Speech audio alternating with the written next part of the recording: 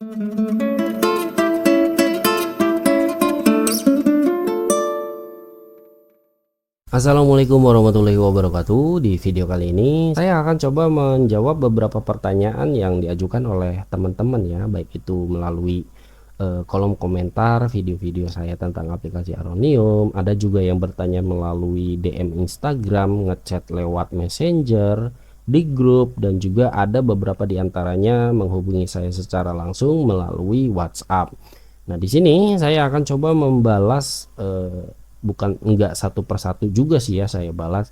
Intinya saya akan coba membalas pertanyaan-pertanyaan yang memang belum pernah saya jelaskan di video-video saya sebelumnya.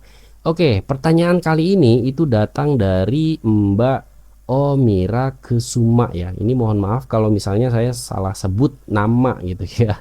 Dia itu bertanya seperti ini, Mas izin nanya. Jika produk sudah dibayar dan ada riwayat penjualannya, tapi jumlah dan harga produk itu salah, bagaimana cara mengedit jumlah dan harga di riwayat penjualannya? Baik, untuk menjawab pertanyaan yang diajukan oleh Mbak Omira Kesuma, sebelumnya saya akan coba melakukan transaksi terlebih dahulu ya.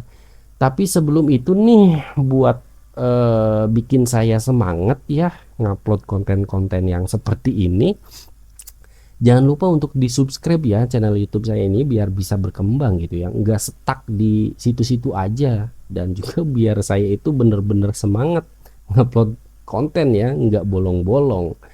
Oke, balik lagi ke inti pembahasannya. Jadi sebelum saya itu melakukan transaksi, saya akan coba memperlihatkan dulu kepada teman-teman ya, bahwa di sini tuh saya sudah menambahkan 3 produk ya, dan juga inventory masing-masing produk tersebut adalah 500, 500, 500.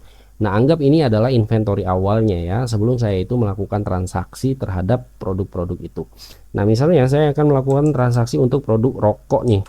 Produk rokok ini misalnya ditransaksikan sebanyak berapa ya, 5 misalnya ya, sebanyak 5, kemudian dibayar ya oleh konsumen dengan cara cash down. Nah, setelah proses transaksi tersebut dilakukan, dia akan masuk ke menu dokumen ya. Ke menu dokumen. Nah, di sini tepatnya kemudian untuk mencari datanya pada bagian dokumen type, kita pilih sales, lalu biar pencariannya lebih spesifik lagi, kalian bisa menggunakan periode ya. Kalian tinggal atur-atur saja tanggal kapan transaksi itu dilakukan. Nah, kira-kira seperti itu ya. Jadi di sini saya abaikan saja ini, fokus di bagian dokumen type di sales ya. Kemudian tekan search. Nah, ini adalah data yang tadi itu sudah ditransaksikan. Nah, berhubung tadi sudah ditransaksikan, kita coba cek stoknya dulu nih. Nah, bisa kalian lihat di sini rokok sudah berkurang 5 bungkus ya. Tadinya itu kan stok inventory awal 500, sekarang tinggal 495.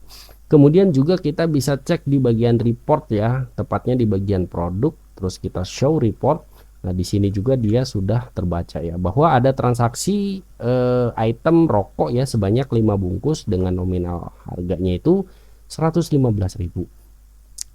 Nah, bagaimana cara untuk mengedit dokumen transaction ini yang sudah sebelumnya itu dilakukan, di mana kuantitinya itu salah misalnya. Ini itu bukan 5 tapi 2. Dan juga harga jual daripada produk rokok ini seharusnya bukan 23.000 misalnya, tetapi 15.000. Nah, untuk mengeditnya sebenarnya cukup simpel saja. Pada bagian dokumen ini kita pilih data mana yang memiliki kesalahan gitu ya. Nah, misalnya di sini yang kesalahan itu terjadi di bagian number 23.200.001 misalnya. Nah, untuk mengeditnya sebenarnya simpel. Di sini ada tombol edit nih, tulisan pensil ya. Di sini juga ada tulisannya nih ya, edit. Kita bisa klik saja edit, atau kita bisa melakukan double klik di sini. Nah, itu sama saja ya, dia akan merujuk ke menu yang sama. Nah, untuk mengeditnya sebelumnya itu di bagian eksternal dokumen, silahkan kalian isikan saja ya, itu terserah isinya apa, yang penting ini diisi saja untuk penanda nantinya ya. Nah, kemudian pada bagian date silakan kalian itu atur-atur saja ya, sesuai dengan ya kebijakan pencatatan toko kalian masing-masing tentunya ya. Nah, di bagian bawah di sini di bagian internal notes dan juga bagian notes itu sifatnya opsional ya, bisa kalian isi bisa kalian enggak. Nah, yang biar catatannya itu muncul ya di dokumen nantinya, kalian diisi yang bagian notes saja di sini. Nah, misalnya saya akan melakukan proses edit ini, kuantitinya misalnya salah nih, ini bukan 5 tapi 2 misalnya. Begitupun juga dengan harga jual produknya itu salah. Oke, untuk mengeditnya tinggal di double klik saja. Nah, di bagian kuantiti ini kita isikan 2 ya. Terus untuk harganya misalnya bukan 23.000 ternyata. Ini itu seharusnya 15.000 misalnya ya. Misalnya 15.000. Nah, pada bagian price juga price ya, dia juga akan mengikuti sesuai dengan harga price before tax. Nah, kira-kira seperti itu. Di sini sudah berubah menjadi 30.000. Nah, setelah selesai tinggal tekan OK. Nah, di sini itu kan nominal totalnya menjadi 30.000 ya. Jangan lupa pada bagian payments-nya juga kita harus rubah. Nah, ini kan masih menampilkan harga amount yang sebelumnya ya, yang harga 5 bungkus. Nah, kita ubah ini menjadi harga yang sudah kita edit ya, 15.000 per bungkus dan kuantitinya 2 itu totalnya 30.000. Berarti di sini juga nominalnya harus 30.000. Nah, kira-kira seperti ini ya, 30.000, kemudian tekan OK. Nah, jika sudah selesai, lalu tekan save. Nah, ini dokumen sudah berhasil diedit. Nah, sampai pada tahapan ini sebenarnya sudah selesai. Oke, lalu saya akan coba tekan close saja di sini dan akan memeriksa apakah ini benar-benar terupdate. Nah, di sini sudah muncul sih ya sebenarnya ya. Coba di refresh dulu, di search, kemudian ditekan lagi. Nah, ini sudah berubah nih kuantitinya jadi 2, harga jual daripada produk bernama rokok ini perbungkusnya menjadi 15.000. Nah, yang perlu kalian ketahui adalah pada saat saya itu melakukan proses edit terhadap dokumen type bernama sales, di mana dokumen ini itu berisi rokok ini, itu kan tadi saya sudah melakukan proses edit di bagian quantity dan juga harga. Nah, kita fokus di bagian harga jual produk rokok ini yang sudah saya edit sebelumnya menjadi 15.000 dari yang sebelumnya itu harganya 23.000. Nah, ini itu dia tidak akan mempengaruhi harga jual produk yang ada di dalam inventory ya. Kita coba lihat di bagian produk sini. Nah, bisa kalian lihat di sini itu rokok dia harganya masih 23.000. Nah, sedangkan di bagian dokumennya harganya 15.000 karena sudah kita edit. Nah, kira-kira seperti itu ya. Bisa kalian pahami ya. Mudah-mudahan apa yang saya jelaskan di sini. Intinya setiap dokumen transaction atau dokumen sales yang kita edit itu dia tidak akan mempengaruhi produk, bukan inventorinya ya, tetapi harganya. Jadi kalau misalnya kita rubah harga di dalam dokumen transaction, itu dia tidak akan mempengaruhi harga yang ada di dalam inventory. Nah, kira-kira seperti itu.